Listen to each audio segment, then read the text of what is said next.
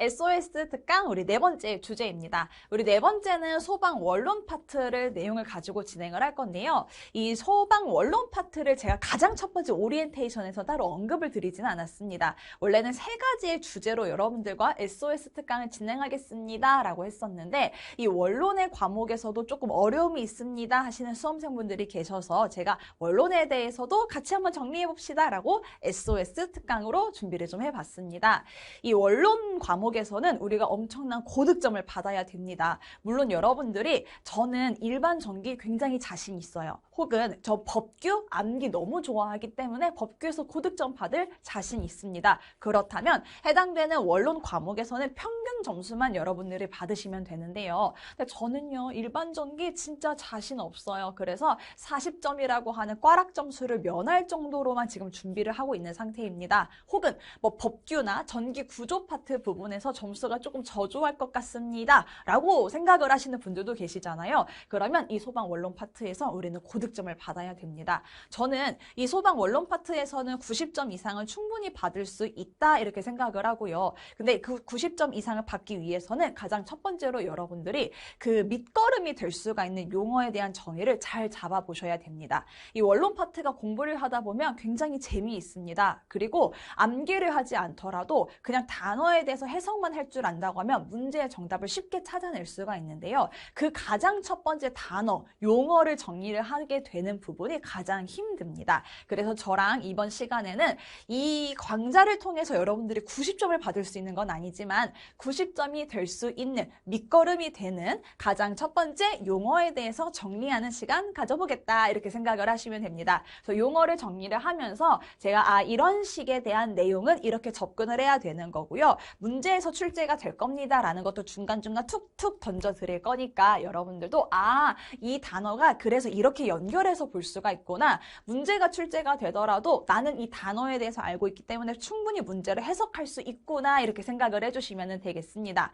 그리고 이 소방 원론 파트에서는요. 또 계산 문제가 등장을 하기도 합니다. 물론 계산 문제를 여러분들이 찍고 넘어가도 상관이 없기는 합니다만 이 원론 파트에 등장을 하는 계산 문제는 원리만 알면은 계산 공식 몇 개만 외우면은 충분히 문제를 다 해결할 수가 있기 때문에 저랑 마지막에 계산 문제도 한번 모아서 정리를 해보도록 하겠습니다. 자, 그럼 가장 첫 번째 우리 용어 정리부터 들어가도록 할 건데요.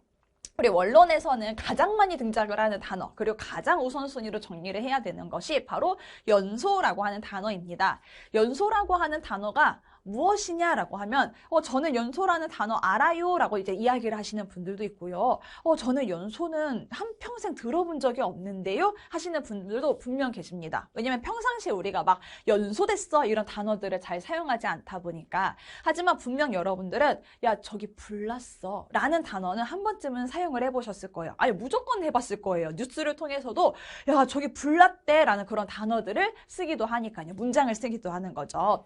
이 불났어 라고 하는 것을 우리가 연소라고 표현을 하는데요. 그 연소에서 되게 안 좋은 불.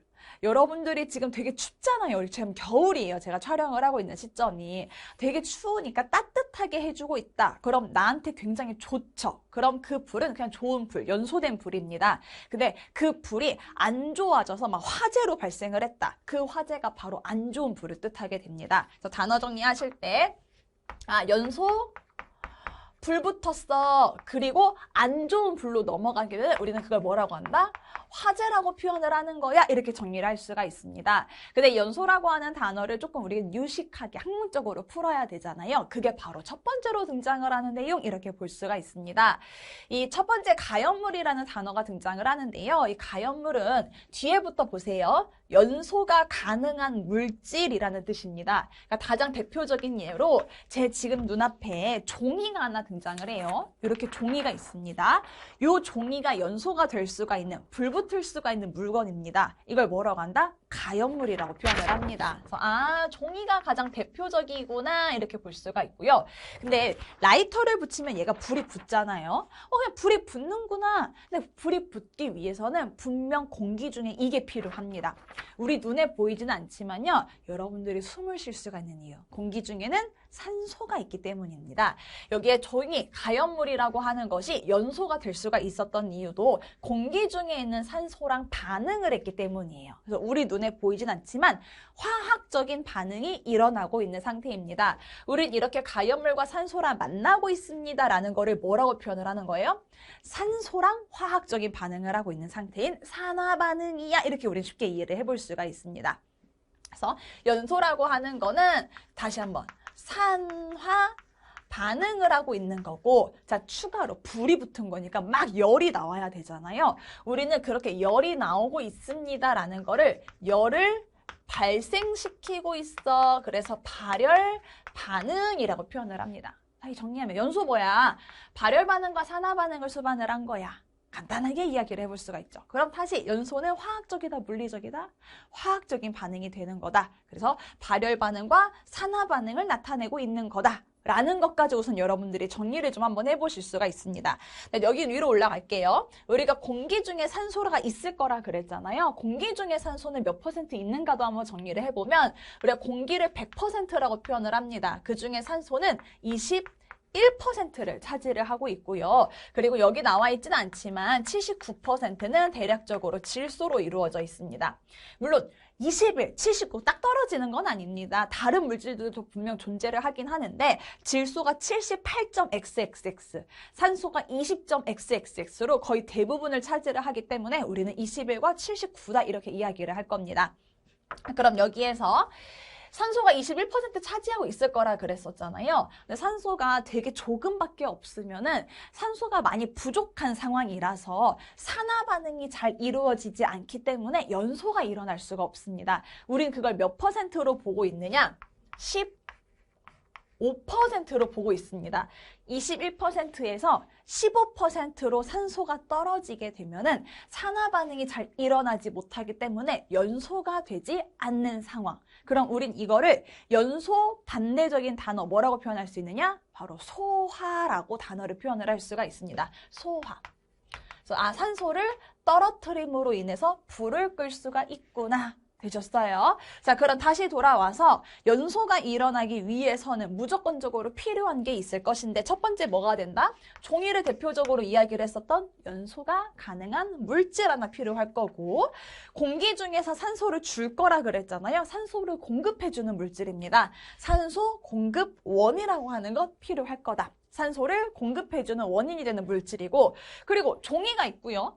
공기 중에 산소가 있다고 하더라도 가만히 두면 연소되지 않습니다. 왜? 라이터 같은 거 필요하죠. 촛불 필요하죠. 우리는 그것들을 점화시킬 수 있는 원인이 되는 물질이다라는 뜻으로 점화원이라고 표현을 합니다. 그래서 연소의 3요소는 가산점 이렇게 표현을 하는데요. 우리 종이 같은 걸 한번 생각을 해보면 불이 붙으면 막 활활활 막 빨간색 막 불꽃이 만들어지면서 연소를 합니다. 근데 우리 고깃집에 갔을 때요. 숯 생각해 보시면 숯은 불꽃이 있게요, 없게요? 고기 자글자글 타들어간 숯을 살펴보게 되면은 숯은 원래대로는 불꽃이 없는 게 맞아요. 그러니까 정말 100% 정말 순수한 물질 상태의 숯이라고 한다고 하면은 근데 이제 숯을 만들어낼 때 완벽한 숯을 만들어내지 못하는 상황이면은 불꽃이 어느 정도 소량으로 다른 이유 때문에 만들어질 수 있긴 하지만 일반적으로 숯은 불꽃을 안 만들어내는 것이 원래는 맞습니다. 불꽃이 있는 게 있고 불꽃이 없는 게 있는 건데 불꽃이 만들어지기 위해서는 뭐가 필요하냐? 지금 여기 연쇄 반응이라고 하는 게 필요합니다.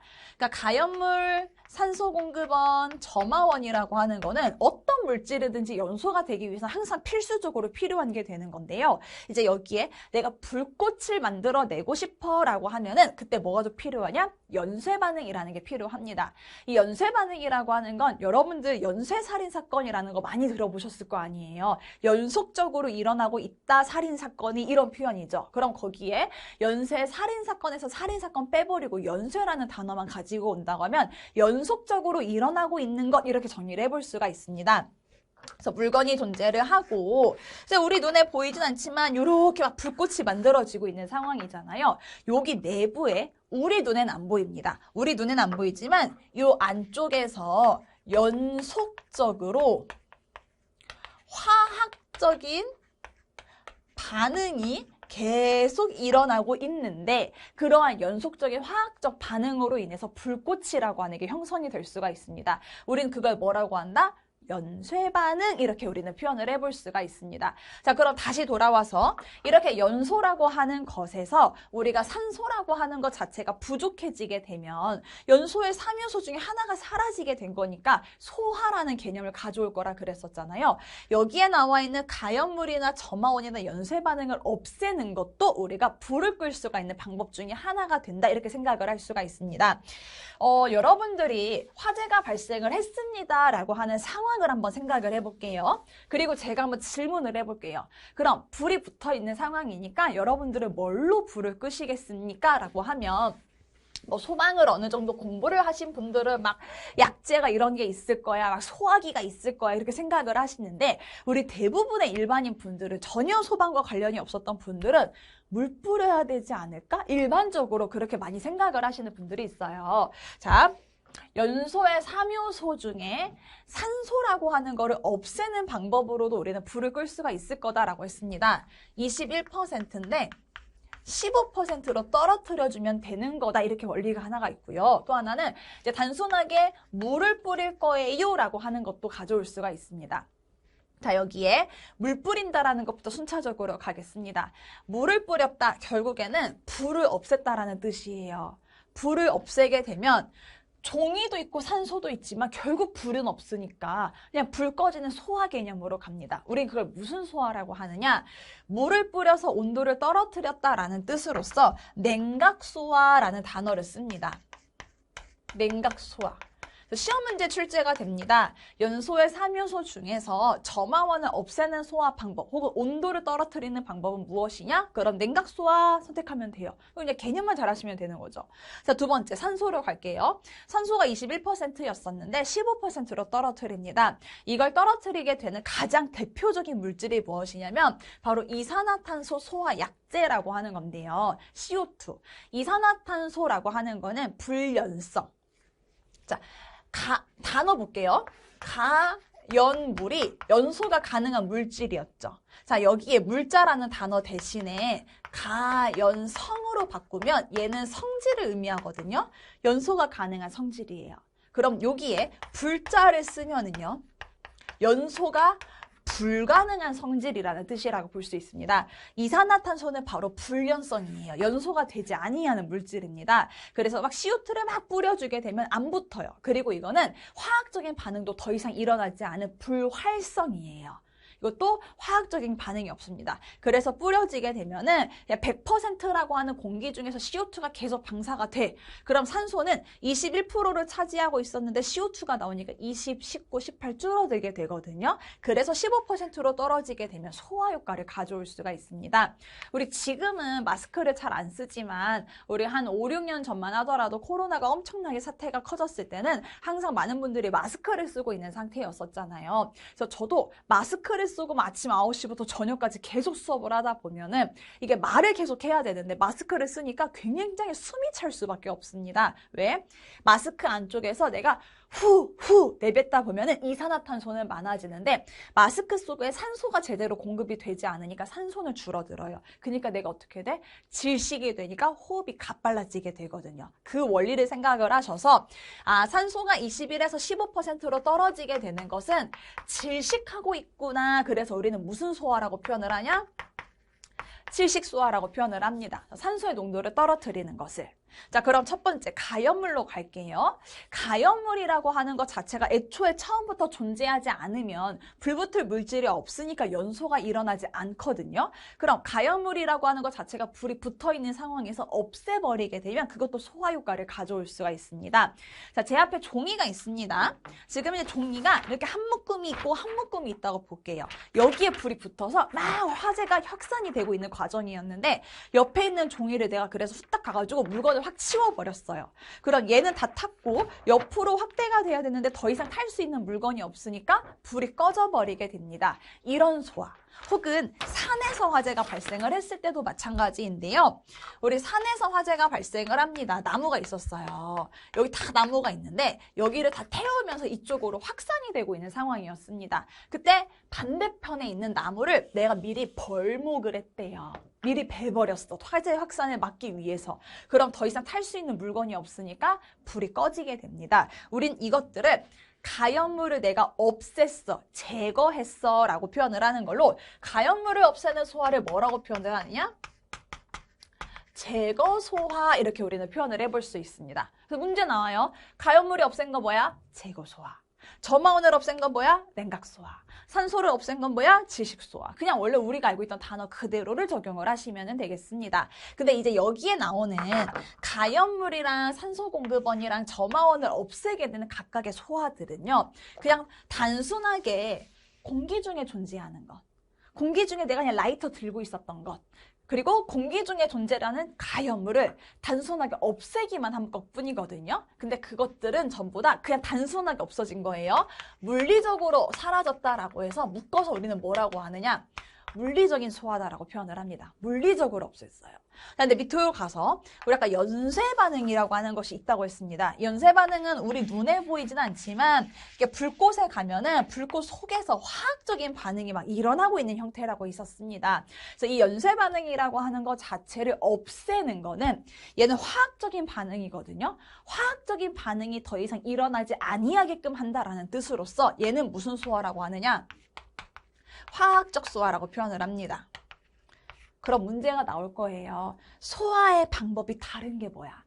하나, 둘, 셋, 넷. 그러면 네 번째 연쇄 반응. 왜? 연쇄 반응이라고 하는 거는 화학적인 반응을 없애는 거기 때문에. 그래서 이 연쇄 반응의 화학적 소화를 이름을 또 붙여줄 수가 있어요. 위에 표기를 했던 것처럼. 그럼 어떻게 붙여줍니까? 우리는 어떤 물질이 반응을 일으키는 데 있어서 도와준다. 그 도와준다라는 거를 촉매라는 단어를 써요.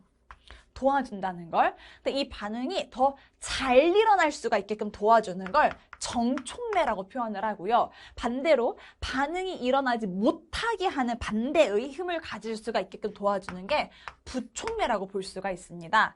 화학적인 반응이 일어나고 있어. 화학적인 반응이 더 잘 일어날 거야. 근데 나는 그 화학적인 반응을 끊어버릴 거야. 부촉매. 그럼 우리는 소화 개념이 화학적인 반응을 끊어서 없애버리는 거니 무슨 소화라고 표현을 하느냐? 부촉매 소화. 그래서 연쇄 반응을 차단을 하는 걸 앞으로 우리는 뭐라고 표현을 할 거다? 부촉매 소화 이렇게 표현을 할 거예요.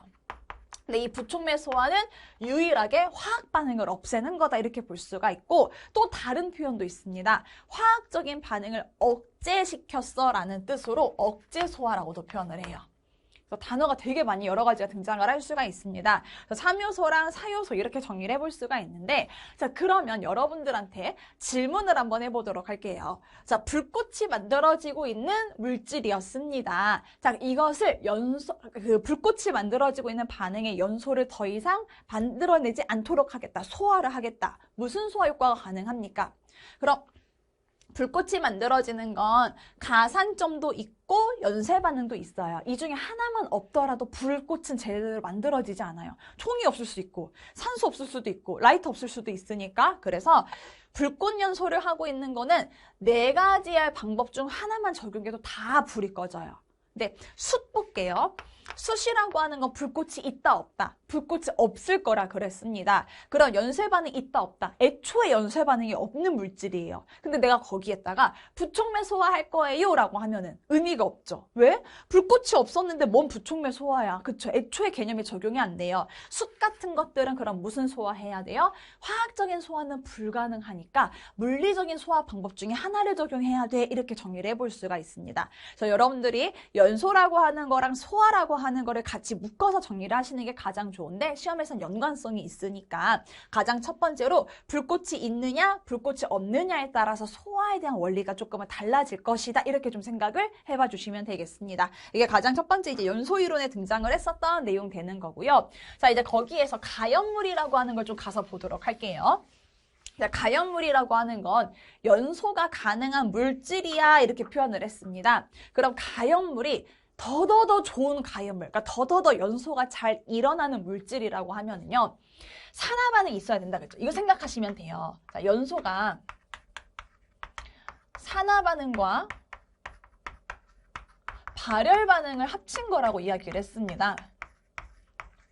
두 가지를 합친 거였어요. 그럼 더더더 좋은 연소를 나타내기 위한 가염 물질들은요, 산화 반응 너무너무 좋게 잘 일어난다라는 소린 거고, 너무너무 뜨거운 열을 가지고 있다라는 소리라고 볼 수가 있어요. 그래서 문제에서는 가염물이 되기 쉬운 조건이 무엇이야? 그러니까 불연성이 아니라는 거죠. 다 가연성을 가지고 있는 건데 어떤 경우냐라고 하면은 산소랑 반응을 잘할 거야 라는 느낌으로 접근을 하시면 되고요. 뜨거운 열이 나올 거야 라는 느낌으로 접근을 해보시면 돼요. 그럼 가장 첫 번째부터 가보도록 할게요. 열 전도율이라는 단어부터 가보도록 하겠습니다. 열 전도율 혹은 뭐 열 전도도라고 단어 다 등장을 할 수가 있는데 뭐가 됐던지 작다라는 단어가 등장을 해야 됩니다. 너무너무 중요한 단어예요. 우리 연소라고 하는 메커니즘에서는.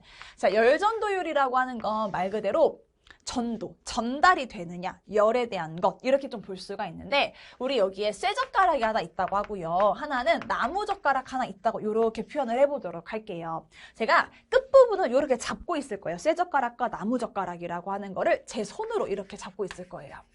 자, 여기 끝부분에 그리고 불을 붙여보도록 하겠습니다. 쇠에도 나무에도 동일하게.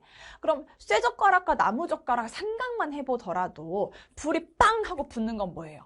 나무젓가락. 그쵸? 나무. 쇠젓가락은요. 불은 붙지 않아요. 근데 내가 끝에 잡고 있는 상황이잖아요. 뜨거움을 느끼는 건 뭐게요?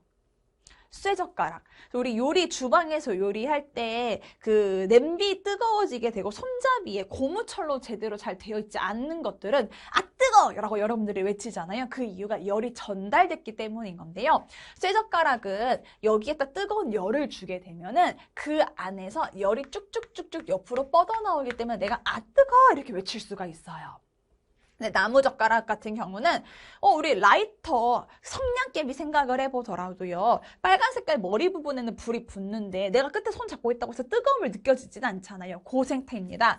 나무젓가락은 끝에 불이 붙을 수는 있지만 내가 뜨거를 느끼지는 않습니다. 자, 그 이유를 가서 살펴보면 나무젓가락과 쇠젓가락한테 동일하게 열의 개수라고 이제 표현을 할게요. 열을 1개, 2개, 3개, 4개, 10개를 줄 거예요. 똑같이 열을 10개 줬다고 가정을 해보게 되면 나무젓가락은요. 열에 대한 열 전달을 하지 않아요. 그래서 10개를 주면 여기 끝부분에 열 자체가 10개가 쌓여있는 상태가 돼요. 그러니까 한 개당 1도라고 생각을 해보세요. 몇 도가 쌓였느냐? 10도가 축적되어 있는 상태. 근데 쇠젓가락은 열 전도가 너무 좋아요. 그럼 내가 10개, 10도의 열을 준다고 했을 때 1도, 2도, 3도, 4도, 5도, 6도, 7도, 10도에서 전체적으로 10도가 분산돼 있어요. 그러니까 가장 끝부분에는 몇 도만 있어요? 1개, 10도밖에 없어요. 그러니까 온도가 많이 축적이 안 되니까 불이 안 붙어요. 그래서 가염물, 연소가 일어나기 위해서는 정말 중요한 개념이 무엇이냐면 열에 대한 축적이에요. 그러니까 발열이 잘 되려면 무조건 열 축적이 있어야 됩니다. 한쪽에 쌓여야 된다라는 뜻이 되는 거고 그럼 전달이 안 돼야 되겠다 이렇게 생각을 할 수가 있죠. 그래서 가염물은 항상 머릿속에 열이 축적되고 있어야 돼. 그래야 온도가 올라갈 수가 있을 것이야 이렇게 생각을 해볼 수가 있습니다. 자, 그리고 발열량은 커야 된다. 엮어서 한번 보실 수가 있겠죠. 뜨거운 열이 나오니까. 자, 세 번째로 갑니다. 비표 면적이 크다라고 하는 것 자체가 지금 등장을 했었던 산화 반응 잘 일어날 수가 있을 것이야. 산소와의 반응이 좋을 거야 라는 그런 뜻인 건데 우리가 표면적이라는 단어가 있어요. 여기에 그냥 B라는 단어가 생략해서 나오더라도 똑같아요. 같은 개념이에요. 자, 표면적이라고 표현을 하면은 이 A라고 하는 물건과 그리고 그냥 B라는 물건들을 비교를 해봤을 때 뭐가 더 표면적이 크니 그냥 겉의 모습을 나타내는 건데요. 비표면적이라고 표현을 하면 비교하는 거다라는 단어라고 생각을 하시면 됩니다. 그래서 앞으로 여러분들이 원론을 공부를 하실 때 어떤 단어 앞에 B자가 붙잖아요. 그럼 뭘 기준으로 비교한 거야? 이렇게 생각을 해보시면 돼요. 그럼 비표면적도 서로의 표면적을 비교한 거야. 이렇게 우리는 가져갈 수가 있는데 덩어리가 요 정도 되는 덩어리가 하나가 있고요. 그리고 똑같아요. 요 정도 되는 덩어리가 있었어요. 동일한 부피를 가지고 있었습니다. 근데 나는 얘를요, 망치로 막 빵 내려쳤어요. 그랬더니 이게 되게 작게 아주 미세하게 쪼개지기 시작을 했습니다. 그럼 요거는 입자가 1개, 2개, 3개 막 이런 식으로 계속 되게 작게 쪼개진 형태가 되잖아요. 그럼 둘을 비교를 해봤을 때 같은 부피당 표면적은 어떻게 되느냐? 얘는 양옆에 앞뒤 위아래 6개밖에 없어요. 그런데 얘는요. 6개도 6개지만 가운데 부분 다 쪼개졌으니까 아랫부분 여기도 다산소가 들어갈 수가 있어요. 그러니까 동일한 산소량이 있다 하더라도 얘는 6개의 면하고밖에 산소랑 반응을 일으키지 않을 건데 얘는 6개 면뿐만 아니라 안쪽에도 전부 다 반응이 일어나고 있는 상태라는 거죠. 그래서 산화 반응이 훨씬 더 잘 일어날 수밖에 없습니다. 이건 산소랑 접촉하는 면적이라고 생각을 하시고 산화 반응이 잘 될 거다. 그래서 항상 가연물이라고 하는 것 자체는 산소랑 잘 만나야 돼. 뜨거운 열이 잘 만들어질 수가 있어야 돼 라는 개념으로 접근을 해보실 수 있습니다. 자, 두 번째 활성화 에너지가 너무너무 중요한 단어가 되는데요. 에너지가 나왔다고 해서 크다라고 가져갈 수는 없습니다. 우린 이거 기초 강의에서도 했었던 내용 중에 하나예요. 활성화 에너지라고 하는 거는 우리 문장을 풀어서 살펴보면 활성화 에너지는 화학 반응이 일어나기 위해서 필요한 최소한의 에너지. 자, 이렇게 우리는 표현을 할 수가 있습니다. 자, A라는 물질이 있습니다. 그리고 B라는 물질이 있었습니다. A 물질도 우리 화학적인 반응을 일으킬 거고 B라는 물질도 화학적인 반응을 일으키도록 할 건데요. 우리 A라는 물질의 화학적인 반응이 일어나기 위해서는 에너지가 필요하대요. 근데 에너지가 얼만큼 필요하니? 라고 했었던 보니까 10개 정도가 필요하더래요. 근데 에너지가 B라고 하는 거는 연소가 화학적인 반응이 일어나기 위해서 에너지가 필요한데 몇 개가 필요하니 가서 보니까 100개가 필요하더래요. 그러면 둘 비교를 해보면 얘는 1개, 2개, 3개 같이 동시에 주기 시작을 했습니다. 10개가 되자마자 어떻게 돼요? 반응이 일어나기 시작했어요. 화학 반응이. 산화 반응이 일어나기 시작하면서 화학적인 반응이 일어난 거고 불이 붙을 수가 있는 상황까지 간 거죠. 근데 얘는 동일한 10개를 받았을 때는 변화가 없어요. 왜? 난 10개가, 100개가 필요하거든. 그래서 활성화 에너지는 작은 게 아주 작은 에너지만으로 활성이 되기 시작을 했구나. 이렇게 우리는 볼 수가 있는 것이고, 그걸 가지고서 우리가 기초 강의 때 그래프를 통해서도 확인을 했었던 내용이었습니다. 근데 지금은 보지는 않을 겁니다. 지금은 단어만 볼 거예요. 활성화 에너지라고 하는 거는 무엇이다? 화학 반응이 일어나기 위해서 필요한 최소한의 에너지다. 이렇게 정리 한번 해보실 수 있습니다. 자, 산소라고 하는 것. 산소가 부족합니다. 라는 건 뭐라고 한다? 칠식이라고 표현을 할 거다. 그래서 공기가 원래는 21%가 있었는데 우리는 15%로 떨어지게 되면은 그건 산소가 없는 상태다. 이렇게 볼 수가 있고 이걸 소화까지 연결해서 보면은 질식소화다. 이렇게 단어를 정리를 해볼 수가 있는 겁니다. 두 번째, 점화원이라고 하는 거는 연소, 불을 붙이기 시작을 하는 최소한의 에너지, 자원을 말하게 됩니다. 그래서 여기에 나오는 나화가 항상 불이 붙어 있는 것, 약간 불가 개념이라고 생각을 하면 되고요. 그 이외에도 정전기로 인해서도 우리는 화재가 발생을 할 수도 있고 A와 B가 막 부딪히다 보면 마찰이 일어나잖아요. 그럼 마찰열로 인해서도 불이 붙을 수가 있고 부딪힘으로 인해서도 역할이 될 수가 있습니다. 불 붙는데 그래서 점화원은 연소를 시작할 때 필요한 에너지원이다 이렇게 보시면고요. 자, 그 다음 밑으로 내려가면 인하점, 연소점, 발화점 너무 중요한 단어라고 볼 수가 있죠. 인하점이랑 자 연소점이라는 단어부터 좀 가볼게요. 지금 제 눈앞에 초가 2개가 있습니다. 하나 있고요. 2개 있어요. 생일 케이크에다가 아주 예쁘게 초 2개를 딱 올려놨습니다. 그리고 내가 라이터로 동시에 불을 딱 붙였어요. 난 분명 동시에 둘을 붙였고 똑같은 라이터에 똑같은 초를 가지고 불을 꼈거든요. 근데 자 A라고 하는 지금 초에 불이 붙었어. B에도 딱 불을 붙였어. 불이 붙었어요. 라이터 손을 뗍니다. 근데 우리 케이크에 불 붙이고 나고 나서 상황을 살펴보면 어떤 초는 되게 예쁘게 불이 붙어 있거든요. 근데 어떤 초는 희한하게 불이 잘 안 붙어 있는 상황에 있어요.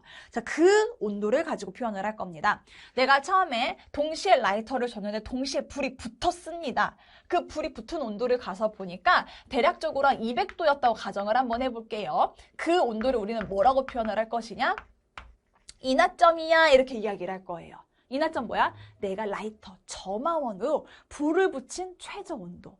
200도는 너무 높나요? 그쵸? 200도보다 조금 더 낮다고 해서 100도가 되면은 그게 인하점. 뭐가 됐던지 간에. 근데 얘는 불이 꺼져버렸어. 제대로 불이 붙지 못했어.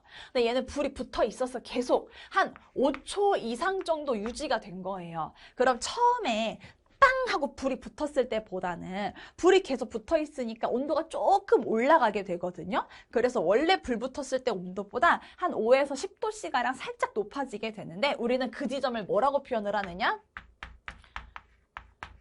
연소점, 연소가 지속되고 있는 온도 지점이야. 이렇게 이야기를 할 수가 있습니다. 그래서 여기 인하점이라고 하는 건 내가 외부 점화, 라이터, 양초 이랬다가 불 붙일 때 라이터 이런 것들에 의해서 불이 붙기 시작을 했는데 가장 낮은 온도 지점을 빵 말하게 되는 거고 인하점 이후에 만약에 불이 꺼져 버렸어. 그럼 이제 아무것도 아니에요. 그냥 꺼진 거니까. 근데 불이 붙어 있었대요. 내가 라이터를 갖다가 손을 뗐는데도 불구하고 5초 이상 계속 불이 붙어 있을 수 있는 상황이었다. 그럼 분명 처음 불 붙었을 때보다는 대략적으로 5에서 10도씨가량 살짝 온도가 높을 건데 우리는 그 지점을 뭐라고 할 거다? 연소점이라고. 연소가 지속되고 있는 지점이야. 이렇게 이야기를 할 거라는 뜻이에요. 그래서 인하점보다는 연소점의 온도가 훨씬 더 높게 됩니다. 자, 그럼 마지막 발화점은 무엇이에요? 발화점은 개념을 잡으실 때 여기 앞에다가 자연이라는 단어를 붙여서 보면 훨씬 더 쉬워요. 자연 발화점이라는 겁니다. 발화라는 단어가 불이 붙었다라는 뜻이거든요. 자연 발화는 자연적으로 불이 붙었다. 뭐가 없다? 점화원이 없어요. 나는 분명 라이터로 불 안 붙였거든요. 근데 어느 순간 이렇게 보고 있으니까 어떤 물건 덩어리에서 갑자기 불이 빵 하고 붙기 시작을 하더래요. 그걸 우리는 불 붙었다, 자연 발화가 일어났다. 근데 불 붙었다, 그 온도가 몇 도가 되느냐 이렇게 정확하게 표현을 하는 걸 자연 발화점. 자연을 생략을 하고 발화점 이렇게 표현을 하고 있습니다. 근데 스스로 자연 발화가 일어나기 위해서는요. 기존에 있었던 내가 라이터를 줬을 때보다는 더 많은 열이 축적돼야 돼요. 되게 많은 온도가 축적이 돼야만이 진짜 자연 발화가 일어나게 해서 우리가 발화점은 인하점, 연소점보다도 훨씬 더 높은 온도 기준을 가지고 있습니다. 그래서 발화점은 점화원 없이 스스로 불붙기 시작을 할 수가 있는 가장 낮은 온도를 우리는 발화점이라고 표현을 할 것이다. 단어 한번 정리해 보실 수 있겠습니다. 자, 그럼 여기에서 소화라고 하는 거랑 조금 같이 연결을 시켜가지고 하나 내용 좀 볼게요. 양초가 나온 김에 보겠습니다. 우리 양초가요. 양초가 불붙을 수 있는 메커니즘을 조금 볼 건데 순서를 살짝만 바꿔가지고 제가 뒤에 여기 증발연소라고 하는 단어를 좀 가서 보도록 할게요. 여기를 볼게요. 얘랑 연결해서 조금 보실 수가 있습니다. 자, 양초예요. 양초. 초가 이렇게 예쁘게 존재를 했습니다. 여기 심지가 이렇게 예쁘게 있었어요. 자, 여기에 내가 뜨겁게 라이터를 막 가했어요. 라이터를 가하면은 불이 뿅 하고 예쁘게 붙을 거예요. 요렇게. 근데 PD님은 초에다가 불 붙일 때요. 심지에다가 이렇게 라이터 가요. 1번. 아니면 여기 밑에다가 2번. 어디다가 불 붙여요? 보통은? 초에다 이렇게 불 붙여요. 여기 이렇게 불 붙여요. 그치, 보통 1번이죠. 보통은 여기 첫 번째에다가 점화원을 가하는 게 보통 일반적인 경우인데요. 초는요, 불이 붙는 원리가 심지에 불이 붙는 게 아니고 아래쪽에 등장하는 초 때문에 불이 붙는 거라서 초를 녹이는 작업을 하는 게 가장 좋습니다. 자, 그럼 원리를 다시 볼게요. 내가 열을 뜨겁게 주면은 우리 여기서 초가 녹기 시작을 합니다. 촛농이 만들어지기 시작을 해요. 액체로 금방 변하잖아요. 그 액체가 가운데에 있는 심지를 적시게 됩니다. 그럼 심지가 축축해져요. 내가 계속 라이터를 가해줬기 때문에 뜨거운 열로 인해서 고체가 액체, 촛농으로 녹기 시작을 하고 심지를 타고 올라오면서 계속 증발이 되기 때문에 기체가 만들어지기 시작을 합니다. 그래서 심지 주변에 기체가 존재를 해요. 가연성에 대한 성질을 가지고 있는 것, 이렇게 정리를 해볼 수가 있습니다. 그럼 우리 눈에 보이진 않지만요. 심지라고 하는 것의 주변에는 가스가 이렇게 있는 상태예요. 그럼 이때 나오는 이 기체 가스가 뭐랑 반응을 하느냐? 산소랑 산화 반응을 하게 됩니다. 그리고 내가 라이터를 계속 주고 있기 때문에 여기 기체에 이렇게 주변 기체에 불이 붙게 되는 거고, 우리가 육안으로 봤을 때는 기체가 눈에 보이지 않으니까 심지에 불이 붙은 것처럼 보이는 거예요. 물론 심지도 탈 수가 있기 때문에 타는 거 마찬가지긴 하지만 심지 때문에 초가 계속 유지가 된다라기보다는 심지 주변에 있는 가스에 불이 붙은 거라고 보실 수 있습니다. 이 같은 원리로 좀 생각을 할 수가 있는 게 바로 기름인데요. 우리가 기름에 불 붙었다, 기름이 유출돼서 화재가 발생을 했다, 이런 표현을 하잖아요. 기름에 불 붙었다라고 표현을 하긴 하지만 실질적으로 그 기름 자체에는 불이 안 붙어요. 기름은 불이 붙지 않습니다. 그러면 기름에 어떻게 불이 붙었고 유류화재 같은 게 발생을 하게 되는 거죠? 우리 기름이 담겨져 있는 통이 이렇게 있습니다. 그럼 이 기름에서는 증발로 갈게요. 막 증발을 해요. 우리가 물이 수증기로 변화가 되는 것처럼. 그럼 여기에 막 증기가 만들어질 수가 있어요. 그러니까 가연성 기체 가스가 만들어지기 시작을 하는 거죠. 이 증기가 공기 중에 있는 산소랑 산화 반응을 하게 됩니다.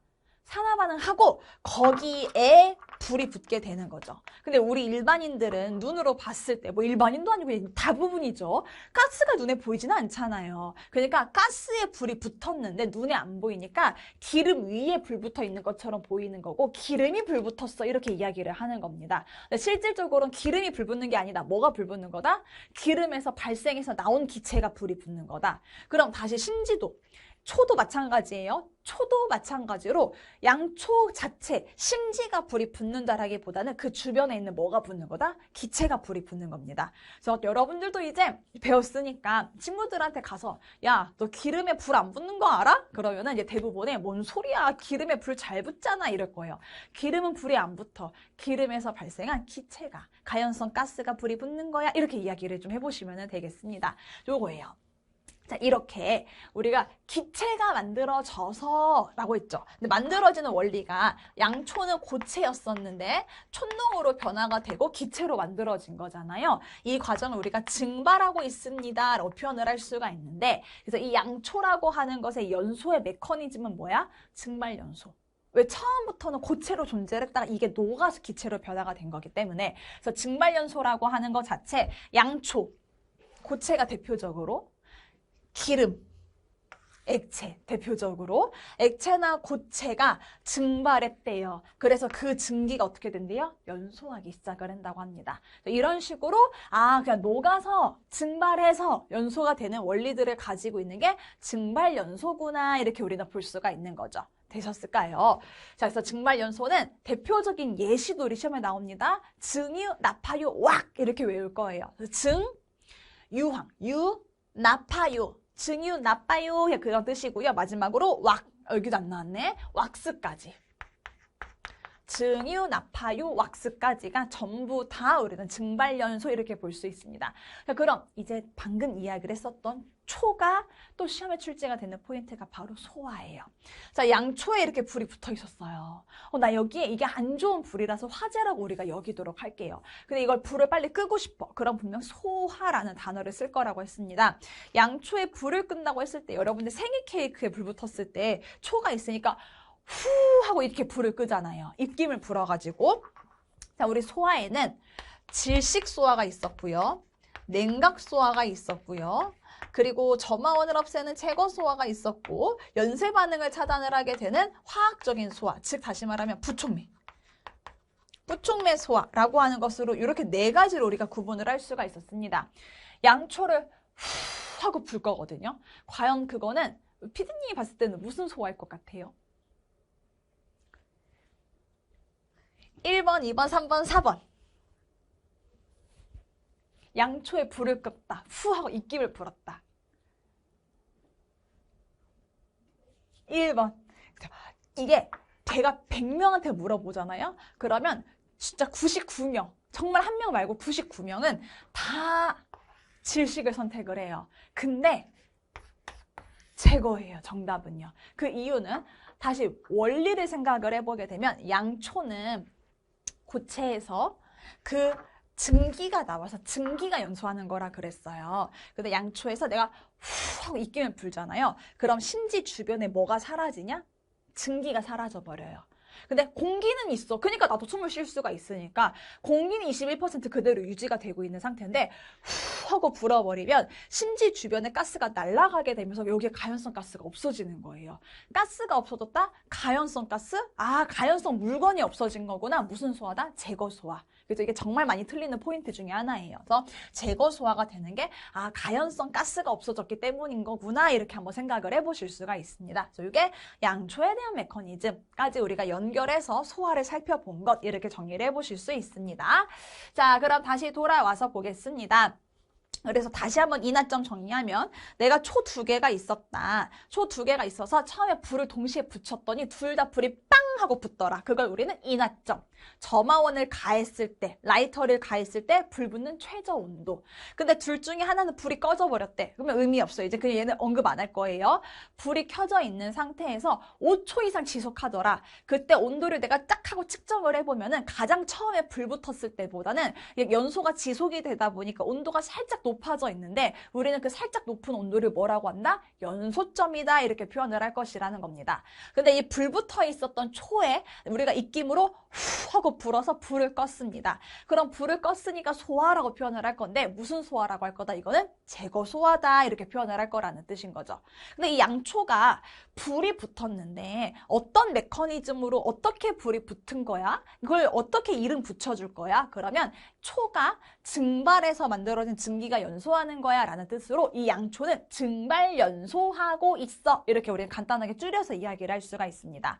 근데 이 양초가 또 존재를 하고 있었대요. 불이 안 붙었어요. 근데 이걸 가만히 뒀어요. 가만히 뒀는데 지가 알아서 갑자기 언제 불이 붙었어. 그 불부터 온도를 측정을 했는데 우리는 그걸 뭐라고 한다? 발화점이라고 표현을 할 거다라고 하는 것으로 3가지 용어정이 잘 나오니까 잘 한번 정리를 해보실 수가 있겠습니다. 자, 그리고 폭발 범위입니다. 우리 폭발 범위가 가스가 나올 거라 그랬어요. 자, 여기 유류예요. 유류 자체에서 막 가연성 가스, 가연성 증기가 나옵니다. 단어도 그냥 볼게요. 나온 김에. 제가 가연성 가스라는 단어를 쓰기도 하고 가연성 증기라는 단어를 쓰기도 할 건데 둘을 묶어가지고 그냥 가연성 기체 이렇게 표현을 하기도 할 거거든요.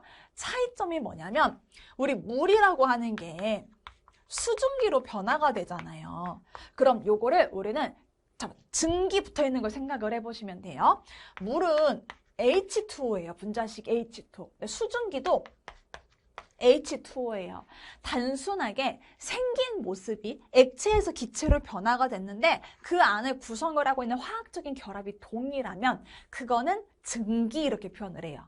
근데 물은 앞에 숫자 붙여서 수증기 이렇게 표현을 하는 거고 근데 만약에요 물이라고 하는 것 자체가 H2O 그대로 존재를 하고 있었는데 얘는 H2개의 O 하나가 결합되어 있는 형태가 되거든요. 근데 이게 어떤 이유인지는 모르겠지만 이 결합력이 끊어졌대요. 그래서 H2O로 존재를 하던 것이 H와 O로 아예 나눠지게 됐대요. 그럼 이때 H가 수소 가스 만들어졌다. O가 산소 이렇게 표현을 할 수가 있는데 뭐야? 물이라고 하는 것에서 H가 별도로 나와 수소가 나왔어? O가 나왔어? 산소가 나왔어? 우린 이걸 뭐라고 하느냐? 가스라고 표현을 합니다. 단어에 대한 차이점. 그래서 증기는 액체에서 기체로 단순 증발로 그 화학적인 결합 똑같아요. H2O, H2O 나오는 것처럼. 그런데 이렇게 H2O가 결합력이 뭔가 끊어져서 새로운 물질을 만들어내는 형태로 가연성 기체가 나온다고 하면 그건 가스라고 표현을 합니다. 단어에 대한 차이점이 있는 것뿐이다 이렇게 생각을 하시면 되고 단어 차이를 시험에서 출제하지는 않지만 우리가 소방을 준비를 하는 사람으로서 가스와 증기의 차이점 정도도 같이 한번 구분을 해보시면 좋겠죠. 네, 그럼 밑으로 내려와서 가스가 들어갈 수도 있고 증기가 들어갈 수도 있어요. 뭐도 상관없어요. 가연성 기체. 가연성 기체가 공기랑 혼합되면서 연소가 가능한 범위다 이렇게 표현을 합니다. 우리가 종이 같은 게 탈 때, 자, 얘가, 아니요, 이거 말고 이걸로 볼게요. 자, 연소에 3요소가 있어요.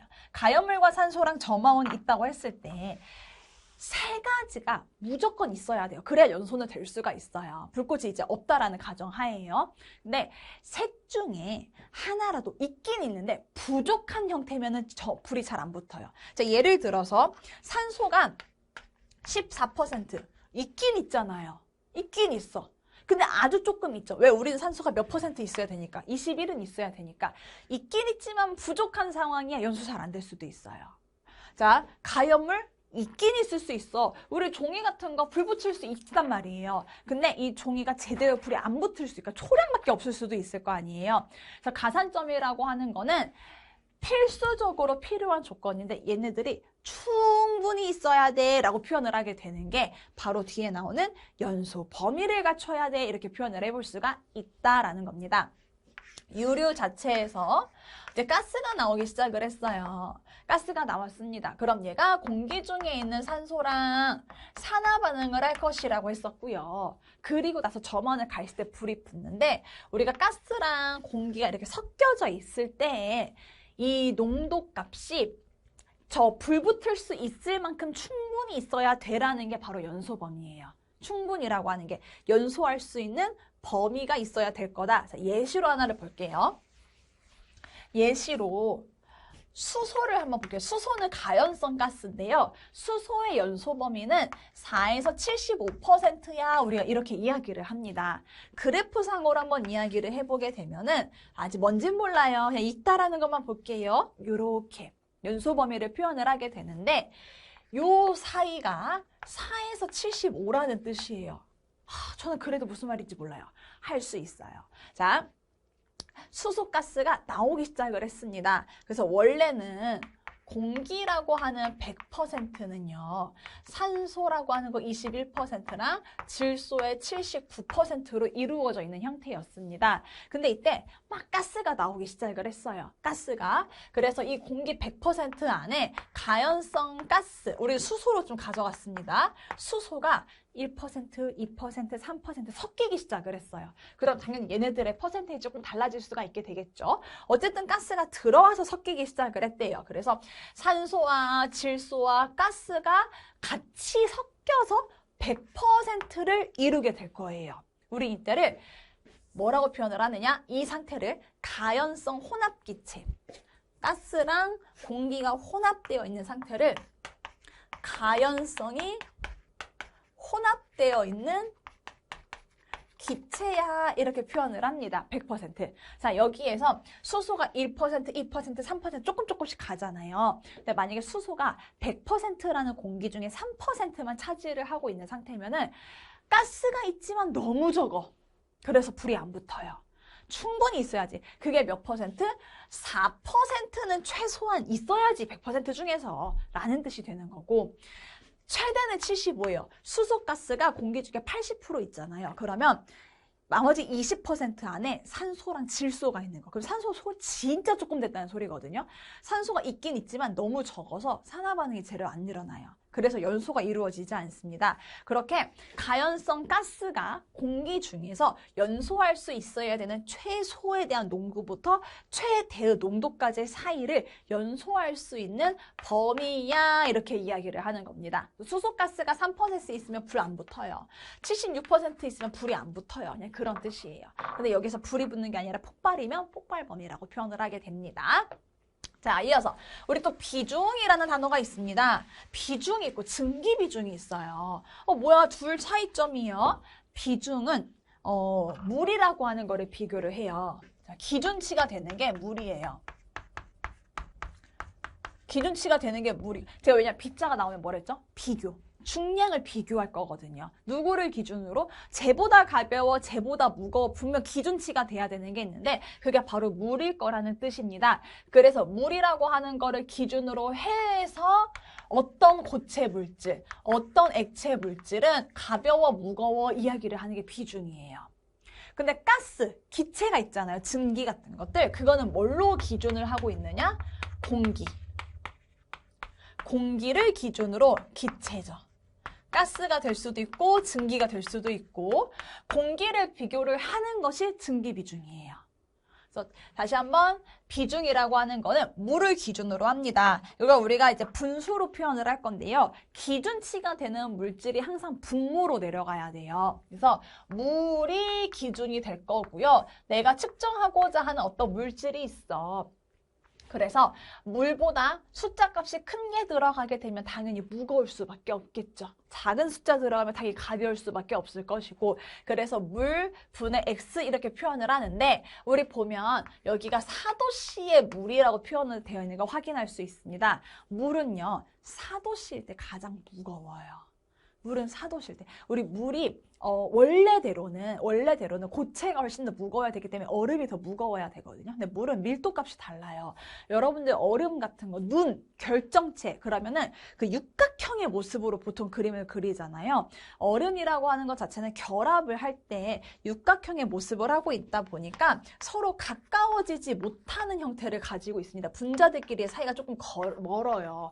근데 얼음이 녹아버리게 되면은 얘네들의 결합이 끊어지면서 서로 가까워지기 시작을 하게 되는데 분자들이 그러면서 훨씬 더 빽빽함을 가지게 됩니다. 몰라도 괜찮아요. 그래서 우리가 확인을 해보니까 4도씨 물일 때가 더 무겁더라. 그래서 물 두고 얼음 두면 물론 가라앉는 것도 있긴 한데 물 위에 얼음이 동동동동 떠 있잖아요. 고체임에도 불구하고 물보다 무거운 가벼우니까 위에 떠 있을 수가 있습니다. 물이 가장 무거워요.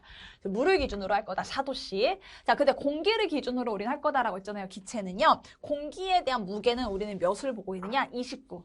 계산 방법은 보지 않을게요. 29가 됩니다. 그래서 29번에 내가 측정하고자 하는 물질 값을 이렇게 집어넣으면 됩니다. 이게 증기 비중이에요. 자, 밑으로 내려와서 전도 대류 복사로 가겠습니다. 우리 전도, 열을 전달할 수가 있는 방법에는 전도가 있고 대류가 있고 복사라고 하는 게 있는데요. 되게 쉬워요. 냄비에서 물 끓는 걸 생각을 하시면은 바로 이해할 수가 있습니다.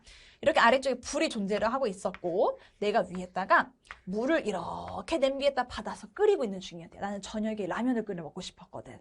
팔팔팔팔 물을 끓이고 있었습니다. 자, 여기엔 전도대류 복사가 다 있어요. 자, 손잡이.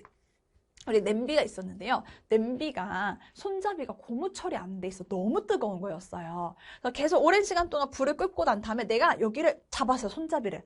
아고 뜨거워라 할 수가 있습니다. 분명 나는 불을 아래쪽에다가 대고 있었거든요. 근데 손잡이가 뜨거워짐을 느꼈어요. 아까 쇠젓가락 끝에다가 불을 붙였는데 내가 끝에 뜨거움을 느낀다 그랬죠. 똑같습니다. 그게 바로 전도라고 하는 개념입니다. 그래서 전도예요.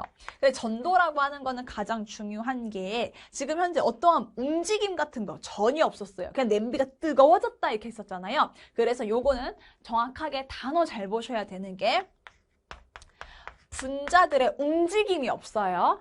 분자들의 이동 나온 순간 바로 틀려요. 분자들의 충돌로 인해서 자유전자가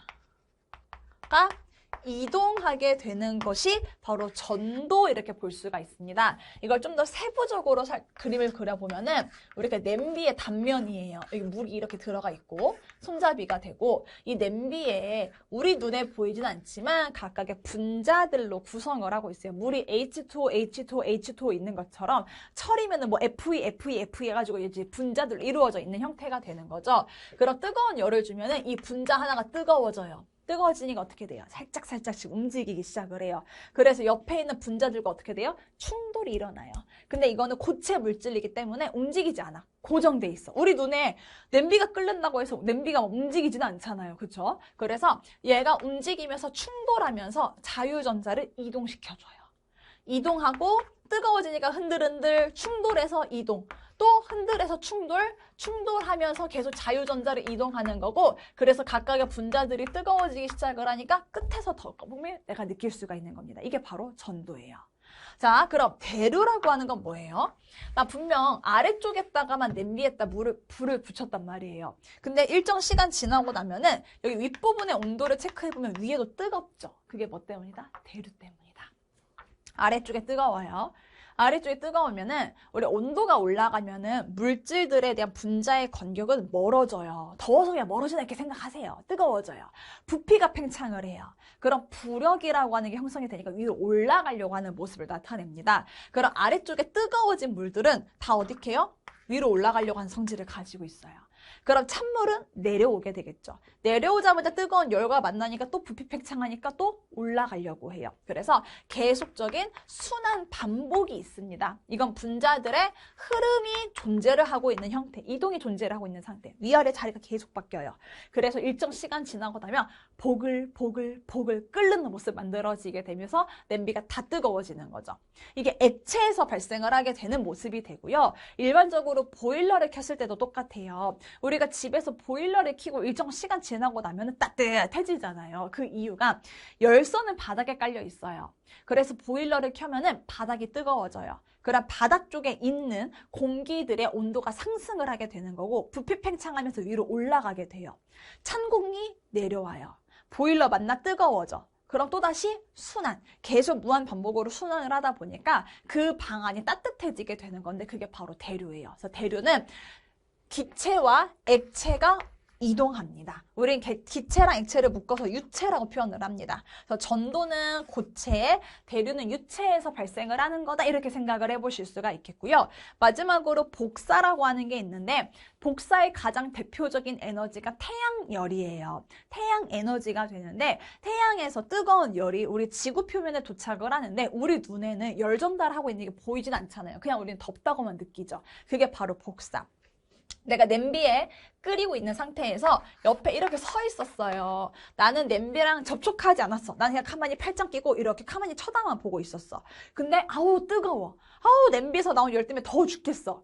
그게 나오는 복사 에너지 때문이다. 이렇게 볼 수 있습니다. 복사 에너지는요. 중간 역할하는 게 없어요. 접촉을 안 해요. 근데 뜨거움을 내가 느낄 수가 있어요. 왜냐? 거기서 나온 에너지의 파가 전자기파다, 전자파다 이렇게 표현을 할 수가 있습니다. 그것의 형태로 열이 직접적으로 전달이 되고 있기 때문이다. 이게 바로 복사.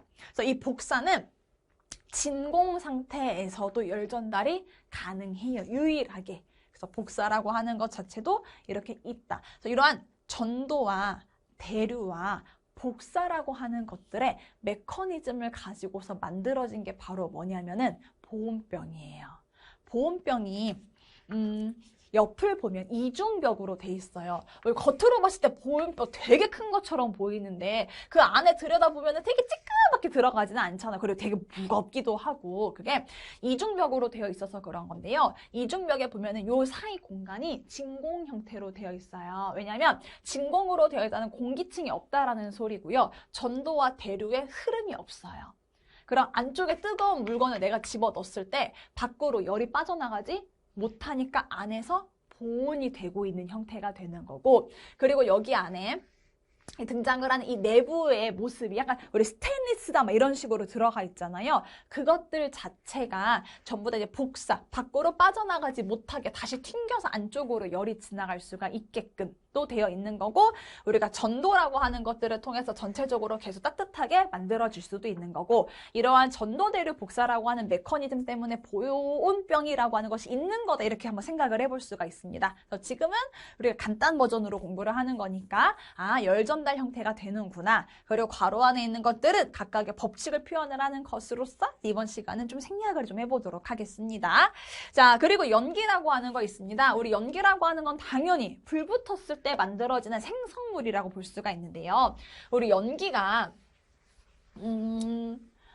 가스 밀입자라고 그렇게 되어 있긴 가스 밀입자 이런 단어 등장을 하는데 필요 없고 고체냐 액체냐 기체냐라고 물어볼게요. 그럼 여러분들은 연기가 뭐라고 생각을 하세요? 고체, 액체, 기체 상태가?